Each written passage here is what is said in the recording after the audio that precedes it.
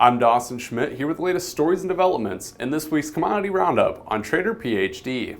The Wheat Quality Council conducted its spring wheat and durum tour last week. The findings of the tour concluded that drought in key areas is kind of weighing on yield potential. The tour's final spring wheat estimate pinned yields at 49 bushels per acre, and that was down from the record 54.5 bushels seen during the last year's tour.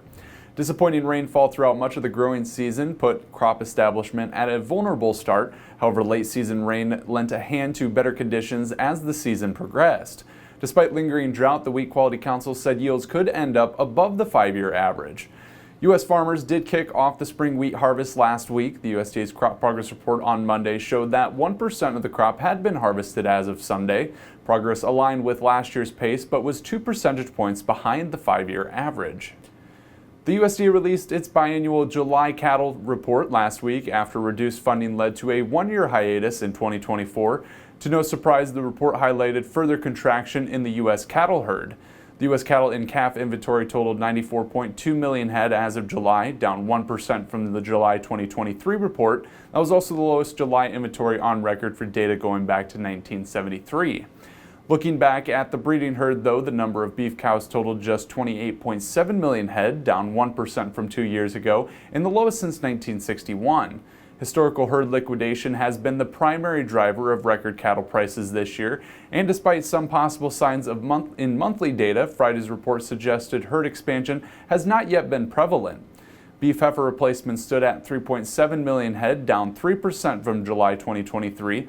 The USDA's July cattle on feed report, also released on Friday, showed that heifers represented about 38% of the feedlot herd between April and July.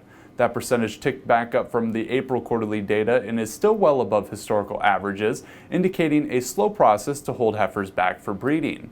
Tight supplies of cattle inside and outside of feedlots continue to push cattle prices higher.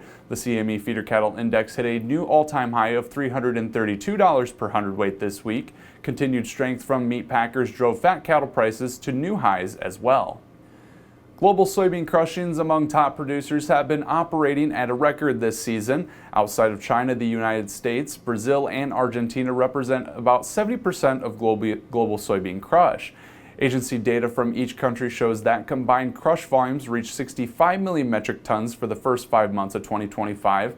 Volumes are up nearly 2% from the same period last year. Strong margins and expanding capacity have been primary drivers of record crush volumes. Increased capacity in the U.S. has been outpacing Brazil and Argentina. Current biofuel policies in the U.S. and soybean production growth in South America are expected to continue driving strong crushing.